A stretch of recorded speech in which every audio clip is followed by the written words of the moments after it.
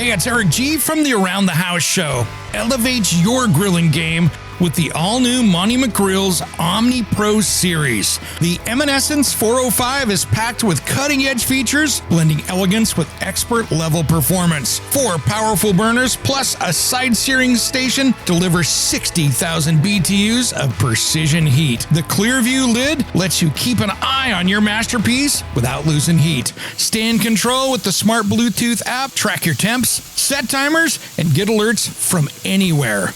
The LED touch panel ensures effortless monitoring, even in bright daylight. Temperature sensing lights keep you grilling anytime, anywhere. This grill is built to last, and it's also backed by a 10-year limited warranty.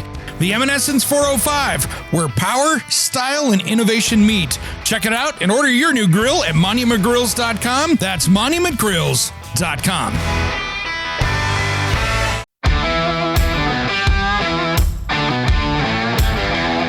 Welcome to Around the House with Eric G., your go-to source for everything home improvement. Whether you're a DIY enthusiast or just looking to make your space shine, Eric G. is here to guide you through the latest tips, tricks, and trends. So grab your toolbox, put on your thinking cap, and let's get to work right here on Around the House with Eric G.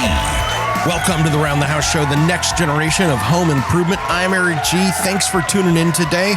This hour is brought to you by our friends at Monty McGrills. Check them out online for that next barbecue. Do you need one for Memorial Day weekend? Check them out at monumcgrills.com. I'm going to put together for an upcoming episode my new Eminescence series, the 405. I'm looking forward to this one. Small, portable, powerful, all the latest in tech. It's going to be a lot of fun. Today is a special episode.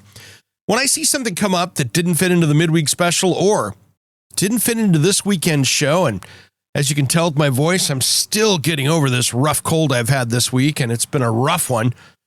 But I wanted to talk a little bit today here about what I'm seeing in our West Coast cities. I live in Portland, Oregon, and something just happened that I saw get announced this week that just made me shake my head, and I saw it coming. I used to have a strong partnership with Keene Utility. I went to their events. They sent me down 15, 20 minutes away from my house to their factory, 40 minutes with traffic. You know how that goes. And I would go down there and show up. We'd do these events. We'd have a great time. And they supplied me with a lot of boots over the years.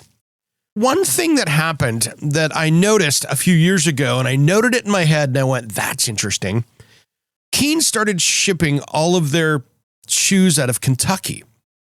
Started coming out of the Midwest. And I went, that's not good for Portland manufacturing, because they did have a rather small manufacturing presence here in Portland, Oregon. And they had the kind of made in USA logo on their boots. Were they really made in USA? No, not compared to my Truman boots that are made down in Eugene, Oregon that I love. Now, those are not in comparison to Keene Utility, because Keene Utility are a work boot that is an affordable work boot. And I say that because they're $120 versus the handmade, all made in USA, $400 to $600 boot down there. So they're not in comparison that way. We're talking custom versus a good quality work boot. Now, the issues that I saw is all the parts were mostly made overseas. So they'd get these pieces made in overseas, and since they were bonding pieces together, heating them up, fastening them together, and building the shoe in Portland, there was enough that they could call it made in USA. Even though the uppers and the lowers and all these other pieces were made overseas. And they had a decent size facility there, but by no means was anywhere near half of the boots were made in Portland. Now, you could see some that said made in USA, and those are the ones that they could bond together like that and build at that factory. And they had probably 100 people working in this factory. Great people. I was there every year for years after years doing these things.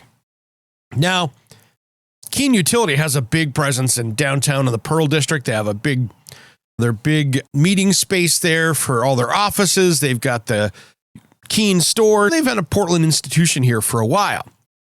I knew as soon as we saw that shipping facility open up there, I'm like, why would it make sense to make boots in one of the most expensive places in the country to make boots and ship them to a place that would be so much cheaper to make boots, which would be in Kentucky or in the Midwest, anywhere. Sure enough, this week, those 100 jobs went away, and they went all the way out to Kentucky, where they're putting in a bigger manufacturing facility with more automation, less people, and they could build more boots. Now, is that good for Keen and the Made in USA stuff? Sure it is. I don't blame them a bit for that. Have I had some problems with Keen? Yeah, I did. I had one of their shoes that I was wearing walking across my floor, and I stumbled a little bit and my foot bent. Normally, if you were getting down, let's say I dropped down like I was getting into a track position, drop my knee down on the ground like you were starting off in a track position. When that happened, it dislocated my toes because the carbon fiber toe that pinched my foot and dislocated toes out the back of my foot. Yeah, that hurt. I had a boot, and there was a lot going on there with that. Did Keen respond when I came back to him? Yeah, I got a phone call after I called up my rep, after I said, why aren't you guys even look into this? People are going to get hurt. Their CEO calls me, had a nice conversation, only because they knew I was going to talk about it. And they said they'd get back to me with what they found. And after that, it was crickets. So that's my problem with Keen Utility, in full disclosure. Do I still wear their boots? Yeah. I have a dozen pair of them. Will I change over to another brand for a work boot? Yeah, when these wear out and they get replaced, you're right. I'm not going to waste these boots because these boots are good boots. Now, the ones that hurt my foot, yeah, I'm not wearing those out because I'm not going to do it again. That's a design flaw, in my opinion, and I'm not going to get hurt again wearing that same shoe when all I did was bend over. When I sit there and have to reach down to get something, or if I stumbled again, I was carrying a 2x6, and I tripped on the foot of a table saw when I was carrying it through the shop. Simple thing. But the bigger story here is when we have cities like Portland, which I don't live in the city, I live outside of it, a much more sensible community.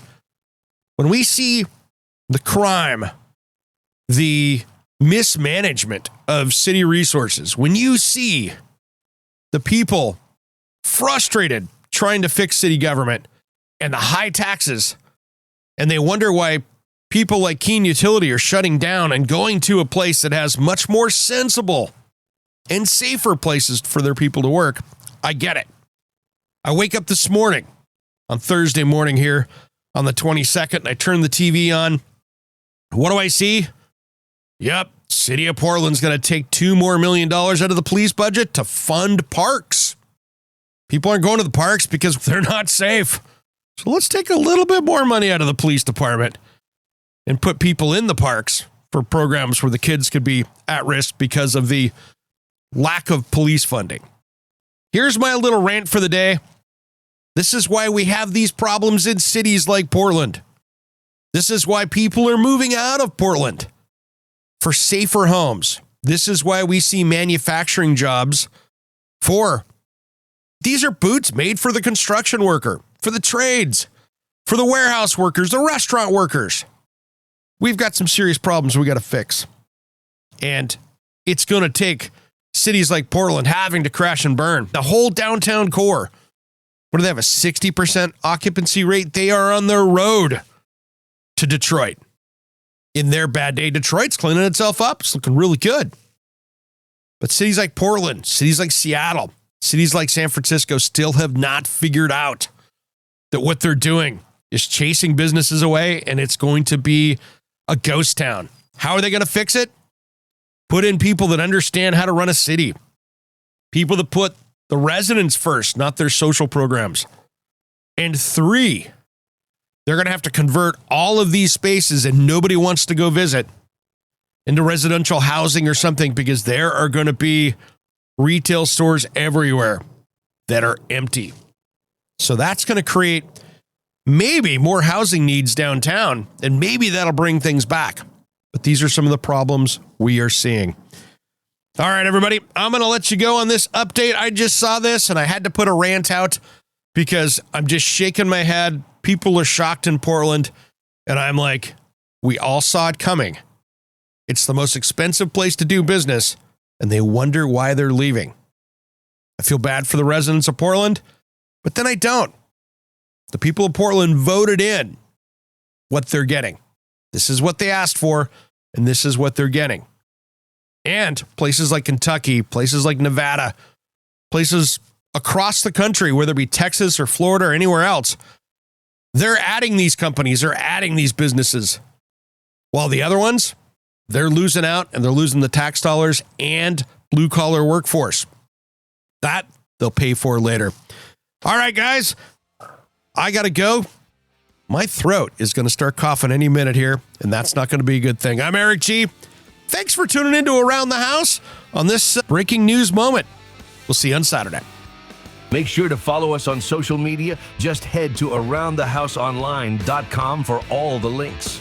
Make sure you check out our new YouTube channel. Just type in at Around the House with Eric G and click subscribe and ring the bell for updates. We will see you next time. Life is a love song, let's be lovers. We're all over the radio. Take my hand, I know where to go. All over the radio with you.